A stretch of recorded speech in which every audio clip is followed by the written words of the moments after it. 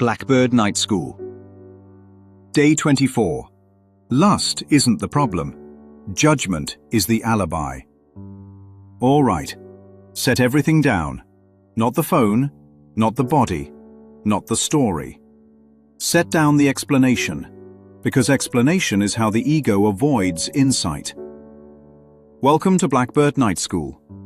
Let's begin. A man sits alone at night. The house is quiet. The relationship is fine. The job is stable. The image is intact. Nothing is wrong enough to confess. Nothing is right enough to feel peaceful. The phone is already in his hand, not because he wants sex, because he wants silence. The urge doesn't announce itself as lust. It arrives as fatigue, as boredom, as the weight of pretending, as the exhaustion of being someone all day, as the ache of maintaining an image that never quite fits. Porn is not the desire. Affair is not the desire. Fantasy is not the desire. Relief is the desire. 90 seconds without herself. And the moment meaning is assigned, the trap is set. This is wrong. This is sin. This says something about who I am. Now the act has an audience. Now guilt has a witness. Now identity is back online. This is where the ego wins twice. First, it gets the numbness. Second, it gets the narrative. Sinner, recovering sinner, disciplined man, weak man, strong man, faithful man, fallen man. Different costumes, same character. Lust isn't the problem.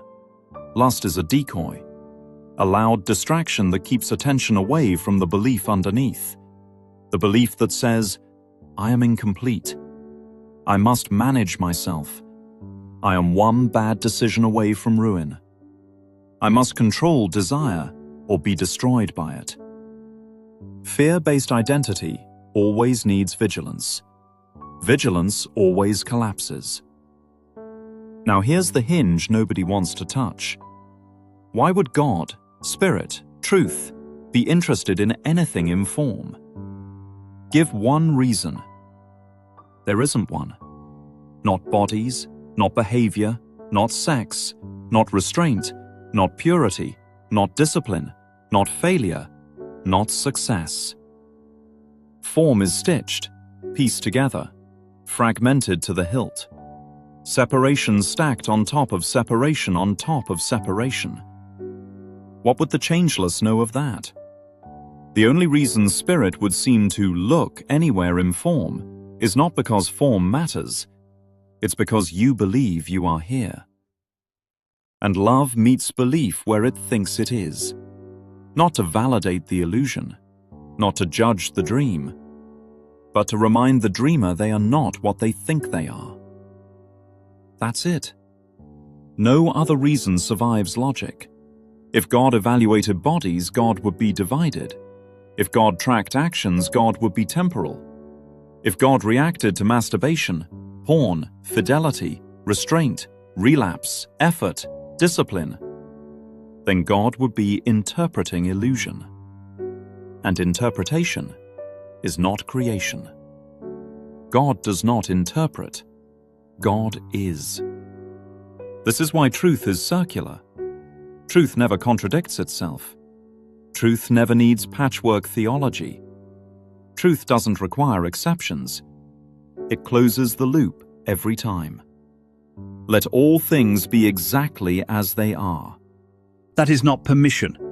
That is not endorsement. That is not rebellion. That is metaphysical precision. Because what is already is. And what is not cannot be threatened. So if all things are to be exactly as they are, then what you call lust must be exactly as it is.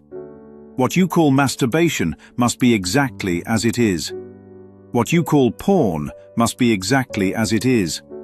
What you call restraint must be exactly as it is. What you call virtue must be exactly as it is. What you call sin must be exactly as it is. Not because any of it is real, but because all of it is appearance. And appearances do not need correction, they need reinterpretation. Now the circle closes. Nothing I see means anything. I have given everything I see all the meaning that it has for me. I do not understand anything I see. Here these thoughts do not mean anything. I am never upset for the reason I think. I am upset because I see something that is not there. I see only the past. My mind is preoccupied with past thoughts. I see nothing as it is now. My thoughts do not mean anything. Right back where we started. Not because we went nowhere, but because truth is self-consistent. It doesn't wander. It doesn't escalate. It doesn't dramatize. It reveals that the entire problem was mislocation. So lust was never the issue. Masturbation was never the issue. Porn was never the issue. Cheating was never the issue. Restraint was never the issue. The issue was believing any of it had meaning in God. And here is the ego's quiet terror. If God doesn't know the body, then the body can't make God proud. If God doesn't know the body, then the body can't disappoint God. If God doesn't know the body, then guilt has no audience. And without an audience, guilt collapses. This is why judgment rushes in. Judgment is fear pretending to be strength. Judgment says, at least I'm not like that. Judgment says, this proves my righteousness. Judgment says, this confirms what I already believed. Judgment says, control harder. Judgment says, hide better. Judgment says, never let this be about me. Judgment is the alibi. What collapses is never behavior. What collapses is identity built on image, identity built on suppression, identity built on fear of exposure, identity built on the belief that wholeness must be defended. That structure cannot withstand pressure. Not because temptation is strong, but because the foundation was never honest. Blackbird Night School doesn't ask, how do we stop this? It asks, what belief makes this inevitable? That question does not belong to history. It does not belong to headlines. It does not belong to other people. It belongs to the mind now. If resistance showed up while listening to this, good. If judgment tried to sneak back in, good. If certainty wobbled, good. That wobble is not weakness. It is the crack where truth enters. Lust isn't the problem. Judgment is the alibi. And alibis are only needed when guilt is already assumed. That's day 24. No fixing, no fleeing, no sanctifying, no condemning, just seeing.